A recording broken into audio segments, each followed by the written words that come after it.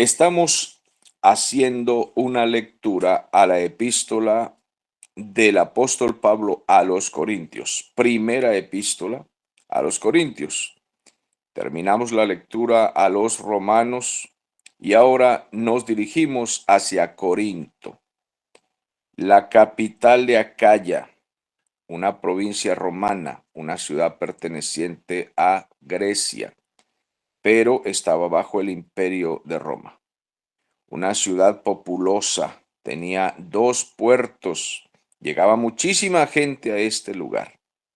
Tenía un templo para Afrodita y también adoraban allí a otra diosa llamada Artemisa. En el templo de Afrodita habían más de 1000 prostitutas consagradas para la idolatría y la fornicación de los que llegaban a estos puertos. Eran muy costosas, muy caras, aunque habían prostitutas de distintos rangos según el estatus, según la capacidad de los visitantes. Pero además de esta atracción mundana y pecaminosa, habían muchas otras atracciones que atraían la atención de las muchedumbres de personas que llegaban allí. El comercio, había mucho dinero que se movía en ese lugar. Pablo se atreve a estar casi por 2 años en una casa y allí predicó el evangelio. Él había ido a las sinagogas a predicarle a los judíos que vivían en ese lugar, es decir, a los israelitas, paisanos de él, pero lo rechazaron. Entonces, como lo rechazaron, se fue a una casa, como nos relata el libro de los Hechos, y al llegar al capítulo 18, dice que se fue a una casa de un hombre llamado Justo y empezó a predicar allí en esa casa porque lo recibieron en esa casa. La casa quedaba al lado de la sinagoga de los judíos. Las sinagogas eran unas especies de templos pequeños que servían para distintos asuntos sociales, políticos, pero también eran muy aprovechados para el asunto de la religión. Se leía los días de reposo, la palabra allí, y había un líder. El líder en ese lugar donde Pablo estuvo al lado de esa sinagoga. El líder de esa sinagoga en ese tiempo se llamaba Crispo, Crispo con P, de pétalo. Y estando allí Pablo predicando en esa casa, parece que lo escuchaba Crispo y discutían allí la palabra. Y Pablo fue muy osado, le predicó el evangelio con qué sabiduría, con qué capacidad, dirección del Espíritu, bajo esa unción. Y esa osadía de Pablo, que lo llevó a predicarle a Crispo y a su familia, pues dirigido por el Espíritu Santo, trajo la conversión del líder de la sinagoga de los judíos. Ese hombre se convirtió con toda su familia. Pablo los adoctrinó, los bautizó. Y entonces tuvieron los judíos que nombrar a otro líder para la sinagoga. Un líder era un maestro, un principal en la sinagoga. Entonces trajeron a un hombre llamado, lo menciona el apóstol Pablo en la carta que estamos leyendo, a un hombre llamado Sóstenes. Este hombre Sóstenes también escuchó a Pablo predicar. Era el líder.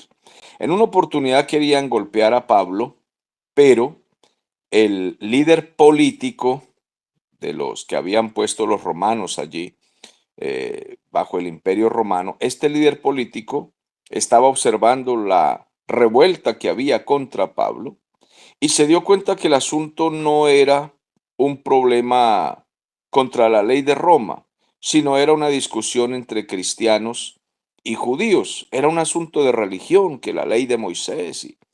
Entonces este líder llamado Galión no quiso golpear a Pablo, no quiso sentenciarlo y dijo, la discusión de ustedes es de religión, solucionen ustedes su problema. Yo no me voy a meter en esto. Parece que Sóstenes no hizo mucha fuerza para golpear a Pablo, demasiada quizás, aunque no quería que Pablo estuviese en ese lugar. Y lo tomaron unos hombres allí y lo golpearon a este Sóstenes, le dieron muy duro y eso era una falta de respeto contra el líder fariseo. No sé qué depresión le traería esto a Sóstenes, no sé qué tristeza tan profunda, qué humillación.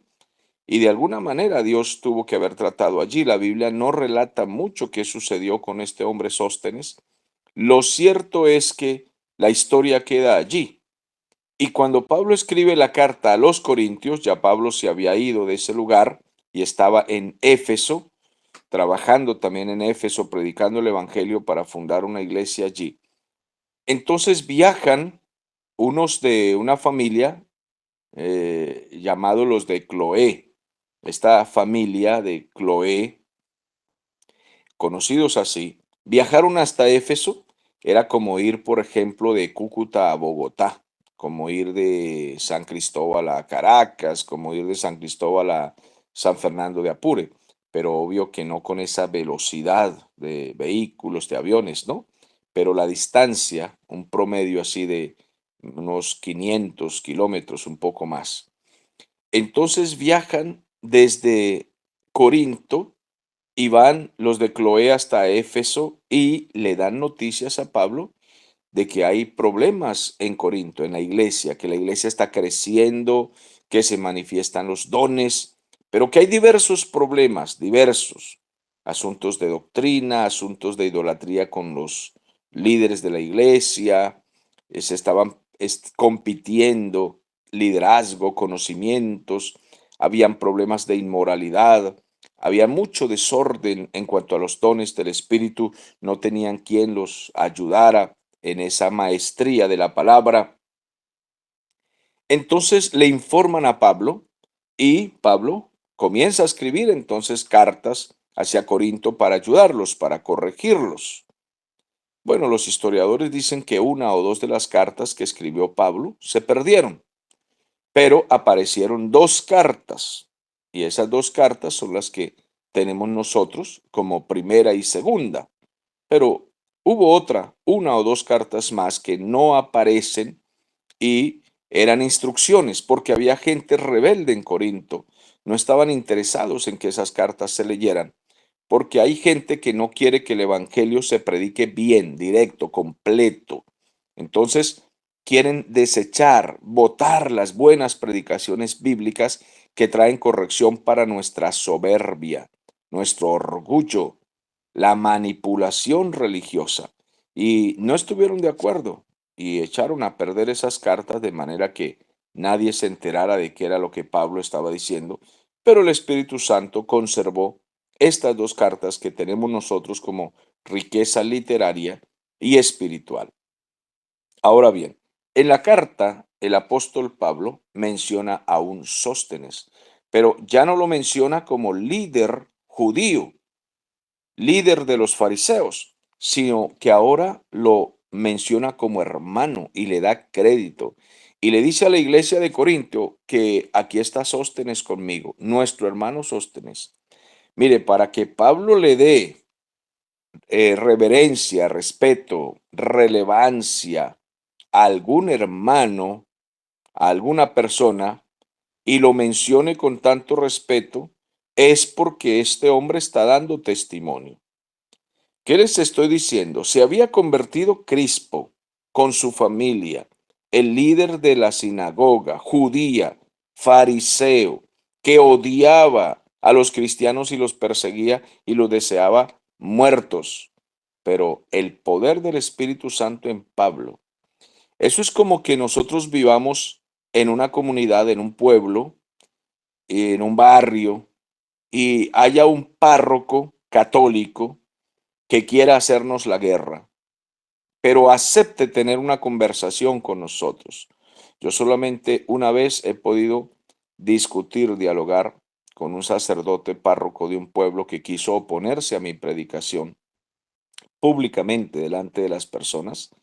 Y bueno, yo no quería tampoco así como maltratarlo, avergonzarlo, pero él quiso maltratarme y avergonzarme delante de la gente y me tocó usar o dejarme usar por el Espíritu Santo para reprenderlo de acuerdo a la palabra. Y le hablé delante de la gente de la idolatría y le dije que era un engañador, que él era un engañador repartiendo idolatría a la gente y haciéndole creer que debían confesarse con él, porque incluso me dijo delante de la gente que yo debía confesarme con él. Entonces yo tuve que responderle delante de los que estaban allí presentes, confesarme con un idólatra y un pecador como yo. Le dije, usted es un pecador igual que todos los hombres. Dijo, yo soy el párroco. Le dije, eso no lo hace santo. Usted es un pecador, engañador, que practica la idolatría que Dios prohíbe. Y me voy a confesar yo con un pecador. Yo me confieso con Jesucristo. Y tuvimos una corta discusión, le expuse algunas cosas de la palabra, él no le gustó, se avergonzó y prefirió darme la espalda y entonces no quiso seguir con la discusión que él había emprendido, porque yo no había emprendido esa discusión, yo quería era evangelizar a las personas y les estaba regalando unos tratados con versículos bíblicos. Entonces fue cuando él se opuso y dijo que me regalaba una oración escrita a José Gregorio Hernández. Y le dije a un ídolo muerto, yo no le hago oraciones a ídolos muertos. Nosotros los cristianos invocamos a Dios el Padre en el nombre de su Hijo Jesucristo y es la única oración que nosotros tenemos por válida. Entonces él se enojó. Ahora bien, lo que estoy diciendo es que era más o menos un rango así. Era como el párroco de los judíos. Era el encargado de enseñarles, de darles ejemplo en cuanto a la religión. Y Pablo logra llegar al corazón de él y de su familia y los bautizó a todos. Entonces los judíos ponen como párroco, es decir, como maestro, como principal de la sinagoga, a un tal Sóstenes. Este Sóstenes también se oponía a Pablo, pero también se convirtió. Según los historiadores, es este mismo Sóstenes el que entonces llega también a los pies de Cristo. Pablo lo adoctrina allí y ahora aparece cuando él está escribiendo la carta a los Corintios, aparece el hermano Sóstenes como un compañero fiel de Pablo, un misionero allí. Entonces él dice, Pablo, llamado apóstol de Jesucristo por la voluntad de Dios, y el hermano Sóstenes. Qué impresionante. A la iglesia de Dios que está en Corinto, la ciudad de las prostitutas, la ciudad del comercio, la ciudad del dinero de aquellos tiempos. Le escribimos aquí a los santificados en Cristo Jesús, llamados santos, con todos los que en cualquier lugar invocan el nombre de nuestro Señor Jesucristo, que es Señor de los Corintios y Señor nuestro aquí también. Gracia y paz a vosotros de Dios nuestro Padre y del Señor Jesucristo. Gracias doy a mi Dios siempre por vosotros, por la gracia de Dios que os fue dada en Cristo Jesús. Porque es decir, ustedes los corintios son salvos por gracia. Y todos los dones que tienen es por gracia. No crean ustedes los cristianos que están allá en Corinto, que tienen todos esos dones porque ustedes son algo muy importante, sobresaliente, mejores que las demás iglesias y que por eso ustedes tienen dones, manifestaciones y han crecido y tienen una iglesia fuerte en medio de una ciudad tan mundana, corrupta y prostituida, llena de toda clase de aberraciones, de idolatrías diabólicas. No piensen ustedes que es que el Señor los ha tenido más en cuenta porque tienen algo especial ustedes. No son tan pecadores como todos los demás, sino que el Señor los ha salvado por gracia y les ha dado dones por gracia. Entonces, gracia de Dios que os fue dada en Cristo Jesús. ¿Por qué? Porque en todas las cosas fuisteis enriquecidos en Él, en toda palabra y en toda ciencia. Ustedes han sido enriquecidos y están creciendo. Así como el testimonio acerca de Cristo ha sido confirmado en vosotros. Es el Señor el que da testimonio de que Él los salvó a ustedes allá en Corinto. Es el Señor.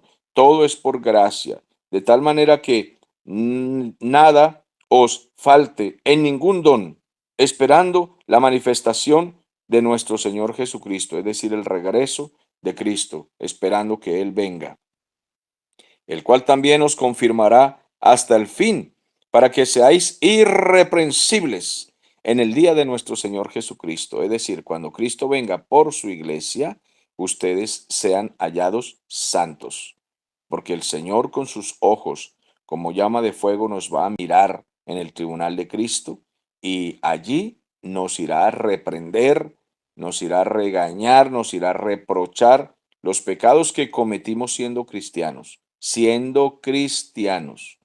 Los pecados que tuvo el Señor que perdonarnos también por gracia. Pero no crean que eso no se va a quedar sin la mirada de fuego del Señor. Hay personas que piensan que al llegar al Evangelio y fallarle al Señor, no van a tener que dar cuenta de eso, porque como la sangre de Cristo nos limpia de todo pecado, entonces ya todo pasó. Pero el día del tribunal de Cristo Él nos va a mirar a la cara y nos va a preguntar, ¿qué hiciste con esto? Esto que te entregué, ¿qué fue lo que hiciste? ¿Y qué le vamos a responder? ¿Qué vamos a responderle delante de todos los cristianos que estén salvados ese día? ¿Qué le vamos a contestar? Ciertamente ninguno será lanzado al infierno, ninguno de los creyentes, pero tendremos que dar cuentas porque allí son las recompensas por la obra que hayamos hecho. La obra, y si la obra fue mala, será desechada, quemada. Y si la obra fue buena, será recompensada. Si la obra fue de acuerdo a la misión que el Señor nos encomendó, que es predicar el Evangelio a todo el mundo sin quejarnos, sin quejarnos. Porque algunos a veces piensan que si están sirviendo al Señor en esto o en aquello, es porque están haciendo grandes esfuerzos, pero es que para eso fuimos llamados. Simplemente es el servicio es el resultado del llamado que tenemos. Dios nos llamó y punto. Somos sus servidores, sus siervos, y tiene que manifestarse en nosotros buenas obras. De lo contrario, no fuimos llamados y tampoco estaremos en el tribunal de Cristo, tan sencillo como eso. El creyente como resultado tiene obras, tiene fruto, porque la fe sin obras es muerta. Y lo que hayamos hecho inútil, que el Señor no mandó a hacer, y todo lo que haya sido hecho mal, de mal gusto, de mala gana, lo pecaminoso, será quemado y el Señor nos mirará a los ojos. ¿Qué hiciste? Eso será aquel día. Entonces, de tal manera que nada os falta ningún don, esperando ese regreso de Cristo, el cual también os confirmará hasta el fin, para que seáis irreprensibles el día que Él regrese. Fiel es Dios por el cual fuiste llamados a la comunión con su Hijo Jesucristo nuestro Señor, y esta es la introducción a la carta. Y entonces pasamos a una segunda parte de esta carta que vendría siendo como las divisiones que había en la iglesia. Había en Corinto divisiones, pleitos entre hermanos, y los de Cloé informaron. Entonces, Pablo comienza a corregir lo que está sucediendo allí a partir del versículo 10. Aquí vamos a ver un pasaje muy largo, pero no nos alcanza el tiempo, sino para unos cuantos versículos. Total que quedaremos en continuación en cuanto a las divisiones que había en la iglesia en Corinto. Os ruego pues, hermanos, por el nombre de nuestro Señor Jesucristo, que habléis todos una misma cosa.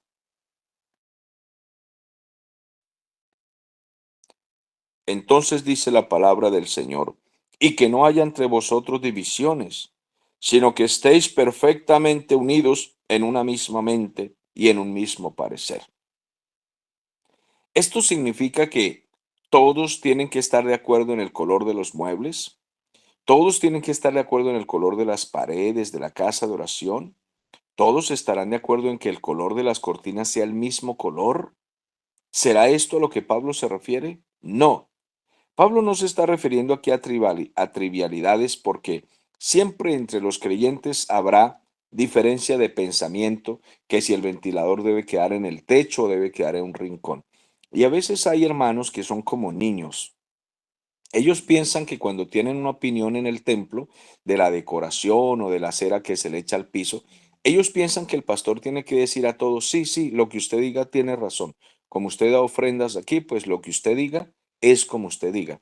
Y piensan que la opinión debe ser democrática, es decir, que todos tienen derecho a opinar y a decir cómo les gustaría esto o aquello, o incluso el himno, o incluso Bueno, todos estos ejemplos que estamos presentando aquí y que todos tenemos que estar de acuerdo. No es a esto que se refiere el apóstol Pablo. Los servidores de liderazgo en la iglesia o los ministros deben tener acuerdos en este aspecto para que se vaya en un mismo camino, aunque otros estén en desacuerdo. Pero Pablo se está refiriendo a cosas más delicadas aquí. Entonces, no perdamos tiempo en discusiones pequeñas. Simplemente alguien, si no está de acuerdo dónde está el ventilador, hay que cerrar la boca. Si no está de acuerdo dónde queda la cortina, hay que cerrar la boca. Y si vamos a opinar y alguien nos dice que no, por esta u otra razón, pues no tenemos que entrar en esa discusión. Las iglesias no deben pelearse por cosas infantiles. Pero hay asuntos que son delicados, los cuales deben tratarse con mucha seriedad, como es a quién reverenciamos, cuál es la doctrina fundamental de la iglesia. Eso debe ponerse sobre la mesa y hablarse claro. Y el que no está de acuerdo debe hablar claro por qué no está de acuerdo y tener argumentos de peso, porque la doctrina de la iglesia y el amor debe ser en la iglesia manifestado públicamente. Los hermanos deben quererse, amarse, respetarse y predicar la misma doctrina y tener como meta la adoración a Jesucristo como el único Señor y la salvación de las almas. Eso es lo fundamental y es a esto que Pablo se está refiriendo aquí, cosas de verdadero peso.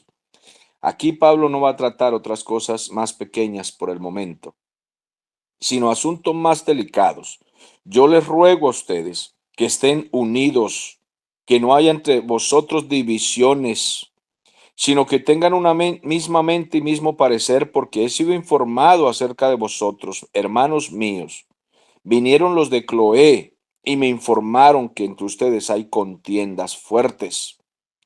Porque unos dicen, yo soy de Pablo, ya que Pablo fue el fundador de la iglesia, él fue quien sembró allí. La palabra nos dice, Pablo sembró y Apolos pasó por allí y ayudó regando, enseñando la palabra también. Pero el crecimiento lo da Dios, la obra le pertenece al Señor. Entonces, algunos dicen yo soy de Pablo porque él es el fundador, pero otros dicen yo soy de Apolos porque es un gran predicador. Me gusta la energía de Apolos, es dinámico. No, Pablo nos duerme. Mire, una oportunidad, estábamos escuchando a Pablo en una vigilia y Pablo alargó el mensaje y nos íbamos quedando dormidos. Y había allí un muchacho llamado, no recuerdo si era Eutico, estábamos en un tercer piso y él se sentó en la ventana. Ya saben ustedes, la ventana no tenía reja y él estaba allí escuchando, pero se quedó dormido y el hombre se ha ido abajo y se ha matado. Es que esos discursos de Pablo lo adormecen a uno, son largos y de doctrina. En cambio, Apolos es más dinámico, es más fuerte, él habla. A mí me gusta mucho Apolos y aquí hay una gran número de personas que creemos en Apolo, nos gusta el liderazgo de Apolos, de Pablo no nos gusta mucho, pero un tercer grupo dice, nosotros somos de Cefas. Cefas es el nombre hebreo para Pedro, Petrus. Petrus es el nombre griego. Entonces nosotros somos de Cefas porque Cefas sí fue apóstol de Cristo. Pablo no fue llamado por Cristo, no estamos de acuerdo con él, decían algunos. Y Apolos tampoco era apóstol, porque era un evangelista que venía enseñando por las iglesias y fue ayudado por Aquila y Priscila, instruido, porque en ese tiempo no tenía la suficiente doctrina. Nosotros preferimos a Cefas. A la final estuvo cerca de Cristo y él fue quien vio a Cristo allí transfigurado en su gloria, estuvo cerca de él siempre, sí, y algunos lo acusan de que lo negó al Señor y esas acusaciones que le hacen, pero al final él se arrepintió y a él fue quien el Señor le dijo, apacienta mis ovejas, Pedro, si tú me amas. Total que nosotros estamos con Cefas, nos parece mejor apóstol y somos de él. Pero hay un grupo en Corinto que se cree más espiritual que los demás, jactanciosos, y dicen, nosotros no adoramos hombres, ni a Pablo, ni a Apolos, ni a Cefas. Nosotros adoramos a Cristo, porque somos más espirituales, estamos más consagrados, no como ustedes que andan adorando hombres. Nosotros no doblamos la rodilla ante los hombres, solamente ante Cristo porque somos más espirituales. Entonces Pablo le dice, ay, sí, tan espirituales. Ustedes que causan divisiones con eso de que somos de Cristo y no somos nada de Pedro y menosprecian a los apóstoles del Señor. Ustedes no deben tratarse de esa manera de que yo soy de Pablo, soy de Cefas, de Apolos. ¿Qué es Pablo? ¿Qué es Apolos? ¿Qué es? Pablo sembró, Apolos regó, el crecimiento lo da el Señor. Aquí Él es quien merece la gloria, pero ustedes que se sienten tan espirituales, yo soy de Cristo, no están siendo sinceros. Hay división entre ustedes. ¿Acaso está dividido Cristo? ¿Acaso fue crucificado Pablo por ustedes? A ver, díganme, Corintios, ¿quién fue crucificado por ustedes? ¿Fue Pablo? ¿Fue Pablo para que lo adoren? ¿O fue Apolos? ¿Quién fue? ¿Quién fue el crucificado por sus pecados? ¿O es que ustedes cuando fueron bautizados en el nombre de Pablo, en el nombre de Cefas? Ustedes fueron bautizados en el nombre de Cristo, en la enseñanza de Cristo, en la vida de Cristo, en la doctrina que Cristo enseñó. Ustedes fueron bautizados en el nombre del Padre, del Hijo y del Espíritu Santo. Así es de que no me causen divisiones en la iglesia. Ya fui informado de sus divisiones. Le doy gracias a Dios de que a ninguno de ustedes he bautizado, solamente a Crispo, el que era líder de la sinagoga, a él y a su familia yo lo bauticé y a Gallo también. Pero no me acuerdo de haber bautizado a ningún otro. La verdad es que yo no fui enviado sino a predicar la palabra. He bautizado uno que otro por ahí poquito, pero ese trabajo se lo he dejado a los pastores. Como apóstol y misionero, fui enviado para predicar y fundar iglesias aquí y allá. Fue el trabajo que el Señor me encomendó. Pero doy gracias a Dios que no he bautizado a muchos para que dejen la idolatría conmigo. A mí me bautizó Pablo. A mí me bautizó Pablo. Yo soy de Pablo. ¿Ve? También bauticé a la familia de Estefanas. De los demás, no sé si he bautizado a algún otro, dice Pablo en el versículo 16. Pues Cristo no me envió a bautizar, sino a predicar el Evangelio. Y no estoy predicando con sabiduría de palabras humanas, no, para que no se haga vana, inútil la cruz de Cristo. Yo no he venido aquí con excelencia de palabras porque los griegos aman toda sabiduría humana. Les gusta la filosofía, investigar la razón de las cosas, la raíz de las cosas, la ciencia. Se las dan de muy profundos en conocimientos y razonamientos. Pero yo no vine a ustedes a hablarles de esos razonamientos profundos, aunque he leído algunos. He leído acerca de Aristóteles, de Platón. He leído de Sócrates. Mire, Pablo era un hombre muy instruido en letras. Él era, entre los fariseos, era excelente. Y él como lector, como instruido, era un hombre preparado en letras. Y él tenía discusiones con filósofos. Era un tipo capacitado para la discusión. Pero él no venía con esa elocuencia de sabiduría humana. Él venía a hablar el evangelio poderoso de Cristo crucificado y resucitado. Él mostraba en su vida que Cristo era real, su testimonio era alto y palpable. Tenía la moral para predicar donde fuera. Y él quería predicar la sencillez y el poder del evangelio. Entonces, yo no he venido a ustedes con sabiduría humana para que no se haga inútil la predicación del Evangelio de Jesucristo. ¿Qué es la cruz realmente? ¿Por qué? Porque la palabra de la cruz significa locura para todos los que se pierden. Los que se pierden consideran que el Evangelio de la cruz, es decir, ese judío humilde, sencillo, pero que era el poderoso Hijo de Dios, fue crucificado. Y los griegos entienden solamente entienden sobre dioses que están hechos por su filosofía. Ellos entienden de dioses hechos en la mitología. Y ellos quieren que se les hable de esas cosas que ellos consideran extrañas y ellos consideran místicas. Y quieren que se les hable de esas tonterías que ellos mismos han inventado.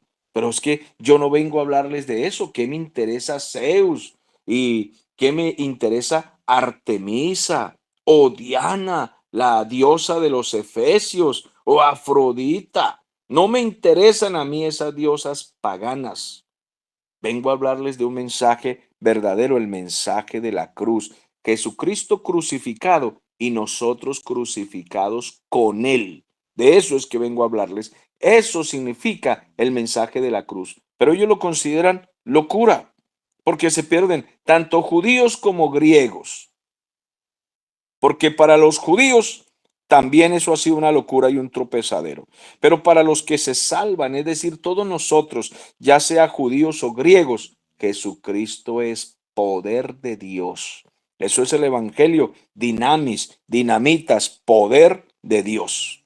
Porque escrito está, destruiré toda la sabiduría de los sabios, de los filósofos, destruiré la sabiduría de los científicos, destruiré la sabiduría de todos los entendidos, así como lo dijo también el profeta Isaías. Isaías ya lo había mencionado, porque este texto que Pablo está citando aquí se refiere precisamente a lo que había dicho el profeta Isaías. Destruiré la sabiduría de los sabios y la sabiduría de los entendidos. Pero ustedes no quieren comprender el mensaje sencillo del Evangelio. Quieren que se les hable de todas esas tonterías que los griegos hablan porque están dados a eso. El texto de Isaías dice, por eso he aquí nuevamente excitaré yo la admiración de este pueblo con un prodigio grande y espantoso, porque morirá la sabiduría de los sabios y se desvanecerá la inteligencia de los entendidos. Entonces Pablo cita a Isaías con este pasaje, es decir, la inteligencia de los inteligentes de este mundo, yo la voy a destruir, la voy a pisotear. A partir de este momento, el apóstol Pablo comienza a burlarse, claro, guiado por el Espíritu Santo, comienza a decir ironías acerca de los sabios de este mundo. Entonces quedamos aquí para la próxima, para el próximo episodio, para el próximo mensaje, cómo Pablo comienza a decirles, a ver, ¿dónde está el sabio? A ver, ¿dónde está el escriba? Mire, esto les dice el Espíritu Santo, tráiganme aquí al disputador de este siglo, a todos los que quieren dárselas de sabios. ¿Acaso no ha enloquecido Dios la sabiduría del mundo? Dios se ha burlado de la sabiduría de este mundo. ¿Cómo? Enviando a su Hijo amado a morir en la cruz del Calvario. Esa es la sabiduría de Dios, para que ustedes lo sepan. Esa es. Y los judíos, pero ¿cómo así? Si a ese tal Cristo, al que nosotros no queremos, lo desnudaron, le dieron puñetazos, nosotros lo entregamos a la crucifixión porque no lo consideramos el Mesías. Nosotros no queremos ese hombre como Mesías nuestro. Y los griegos también lo desprecian, se burlan de él. ¿Por qué? Porque los dioses, Júpiter, los dioses de los griegos de la mitología, los hombres poderosos de los griegos, Hércules. Hombre, ¿cómo vamos a comparar a Cristo con nuestros admirados hombres y nuestros admirados dioses?